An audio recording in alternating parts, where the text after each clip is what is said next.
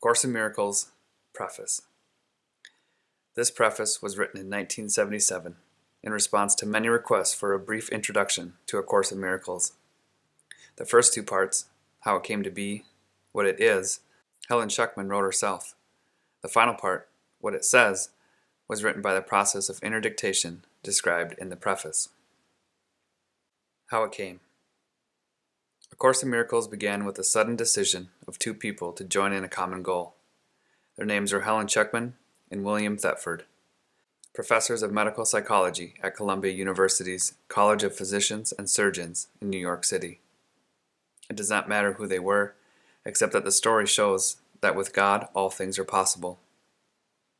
They were anything but spiritual. Their relationship with each other was difficult and often strained, and they were concerned with personal and professional acceptance and status.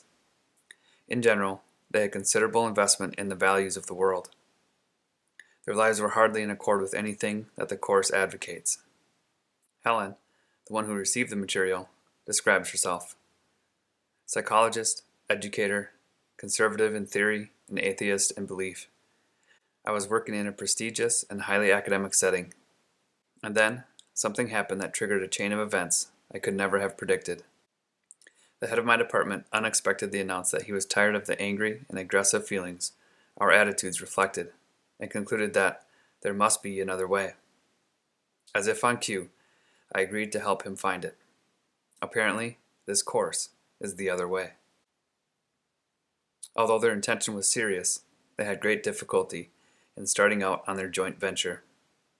But they had given the Holy Spirit the little willingness that, as the Course itself was to emphasize again and again, is sufficient to enable her to use any situation for her purposes and provide it with her power. To continue Helen's first-person account, 3 startling months preceded the actual writing, during which time Bill suggested that I write down the highly symbolic dreams and descriptions of the strange images that were coming to me. Although I had grown more accustomed to the unexpected by that time, I was still very surprised when I wrote, "This is A Course in Miracles." That was my introduction to the voice. It made no sound, but seemed to be giving me a kind of rapid interdictation, which I took down in a shorthand notebook. The writing was never automatic. It could be interrupted at any time, and later picked up again. It made me very uncomfortable, but it never seriously occurred to me to stop. It seemed to be a special assignment I had somehow, somewhere, agreed to complete.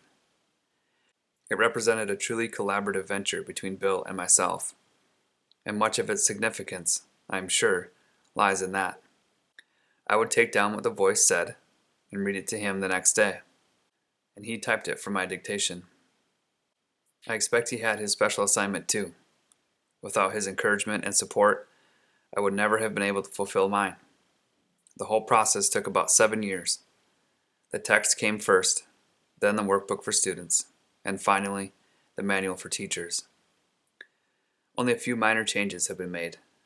Chapter titles and subheadings have been inserted in the text, and some of the more personal references that occurred at the beginning have been omitted.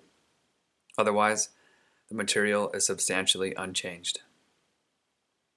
The names of the collaborators in the recording of the course do not appear on the cover because the course can and should stand on its own. It is not intended to become the basis for another cult. Its only purpose is to provide a way in which some people will be able to find their own internal teacher. What it is. As its title implies, the course is arranged throughout as a teaching device. It consists of 3 books, a 669-page text, a 488-page workbook for students, and a 92-page manual for teachers. The order in which students choose to use the books and the ways in which they study them depend on their particular needs and preferences. The curriculum the course proposes is carefully conceived and is explained, step by step, at both the theoretical and practical levels. It emphasizes application rather than theory, and experience rather than theology. It specifically states that a universal theology is impossible, but a universal experience is not only possible, but necessary. Manual, page 77. Although Christian in statement, the course deals with universal spiritual themes. It emphasizes that it is but one version of the universal curriculum. There are many others, this one differing from them only in form. They all lead to God in the end. The text is largely theoretical and sets forth the concepts on which the course's thought system is based. Its ideas contain the foundation for the workbook's lessons. Without the practical application the workbook provides, the text would remain largely a series of abstractions, which would hardly suffice to bring about the thought reversal at which the course aims. The workbook includes 365 lessons, one for each day of the year. It is not necessary, however, to do the lessons at that tempo, and one might want to remain with a particular appealing lesson for more than one day. The instructions urge only that not more than one lesson a day should be attempted. The practical nature of the workbook is underscored by the introduction to its lessons, which emphasizes experience through application rather than a prior commitment to a spiritual goal. Some of the ideas the workbook presents you will find hard to believe, and others may seem to be quite startling. This does not matter. You are merely asked to apply the ideas as you are directed to do. You are not asked to judge them at all. You are asked only to use them. It is their use that will give them meaning to you and will show you that they are true. Remember only this: you need not believe the ideas, you need not accept them, and you need not even welcome them. Some of them you may actively resist. None of this will matter or decrease their efficacy, but do not allow yourself to make exceptions in applying the ideas the workbook contains. And whatever your reaction to the ideas may be, use them. Nothing more than that is required. Workbook, page 2. Finally, the Manual for Teachers, which is written in question and answer form, provides answers to some of the more likely questions a student might ask. It also includes a clarification of a number of the terms the course uses, explaining them within the theoretical framework of the text. The course makes no claim to finality, nor are the workbook lessons intended to bring the student's learning to completion. At the end, the reader is left in the hands of his or her own internal teacher, who will direct all subsequent learning as they see fit.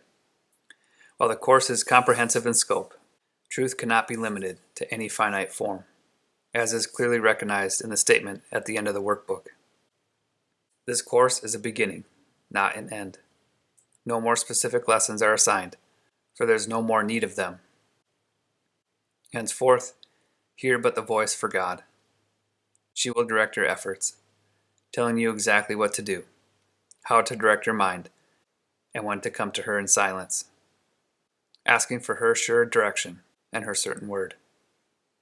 Workbook, page 487. What it says. Nothing real can be threatened. Nothing unreal exists. Herein lies the peace of God. This is how A Course in Miracles begins. It makes a fundamental distinction between the real and the unreal, between knowledge and perception. Knowledge is truth, under one law, the law of love, or God. Truth is unalterable, eternal, and unambiguous.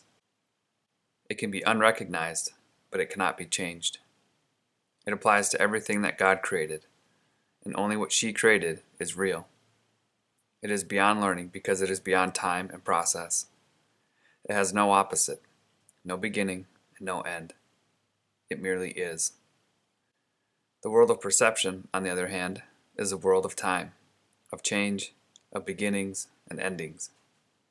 It is based on interpretation, not on facts. It is the world of birth and death, founded on a belief in scarcity, loss, separation, and death. It is learned rather than given, selective in its perceptual emphases, unstable in its functioning, and inaccurate in its interpretations. From knowledge and perception respectively, two distinct thought systems arise, which are the opposite in every respect. In the realm of knowledge, no thoughts exist apart from God, because God and her creation share one will. The world of perception, however, is made by the belief in opposites and separate wills, in perpetual conflict with each other and with God. What perception sees and hears appears to be real, because it permits into awareness only what conforms to the wishes of the perceiver. This leads to a world of illusions, a world which needs constant defense, precisely because it is not real. When you have been caught in the world of perception, you are caught in a dream. You cannot escape without help, because everything your senses show merely witnesses to the reality of the dream. God has provided the answer, the only way out, the true helper. It is the function of her voice, her Holy Spirit, to mediate between the two worlds. She can do this because while on the one hand, she knows the truth, on the other, she also recognizes our illusions, but without believing in them. It is the Holy Spirit's goal to help us escape from the dream world by teaching us how to reverse our thinking and unlearn our mistakes. Forgiveness is the Holy Spirit's great learning aid in bringing this thought reversal about. However, the Course has its own definition of what forgiveness really is, just as it defines the world in its own way. The world we see merely reflects our own internal frame of reference, the dominant ideas, wishes, and emotions in our minds. Projection makes perception. Text, page 445. We look inside first, decide the kind of world we want to see, and then project the world outside, making it the truth as we see it.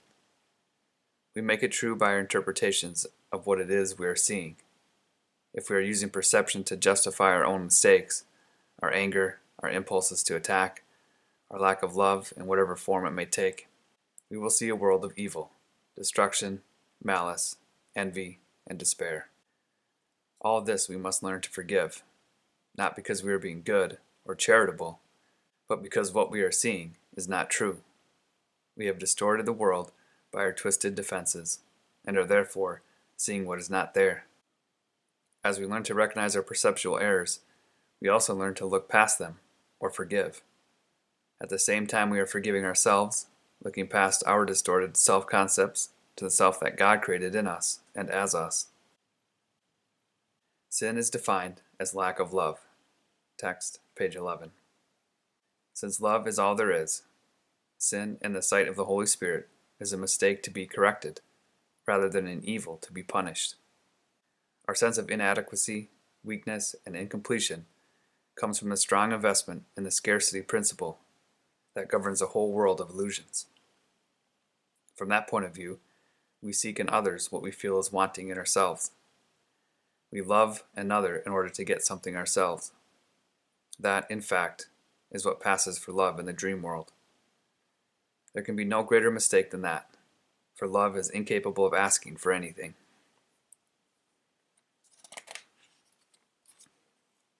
Only minds can really join, and whom God has joined, no man can put asunder. Text, page 356. It is, however, only at the level of Christ's mind that true union is possible, and has in fact never been lost. The little I seeks to enhance itself by external approval, external possessions, and external love. The self that God created needs nothing. It is forever complete, safe, loved, and loving. It seeks to share rather than to get, to extend rather than project. It has no needs and wants to join with others out of their mutual awareness of abundance. The special relationships of the world are destructive, selfish, and childishly egocentric. Yet, if given to the Holy Spirit, these relationships can become the holiest things on earth, the miracles that point the way to the return to heaven. The world uses its special relationships as a final weapon of exclusion and a demonstration of separateness. The Holy Spirit transforms them into perfect lessons in forgiveness and an awakening from the dream. Each one is an opportunity to let perceptions be healed and errors corrected. Each one is another chance to forgive oneself by forgiving the other. And each one becomes still another invitation to the Holy Spirit and to the remembrance of God. Perception is a function of the body, and therefore represents a limit on awareness. Perception sees through the body's eyes, and hears through the body's ears. It evokes the limited responses which the body makes. The body appears to be largely self-motivated and independent, yet it actually responds only to the intentions of the mind. If the mind wants to use it for attack in any form, it becomes prey to sickness, age, and decay.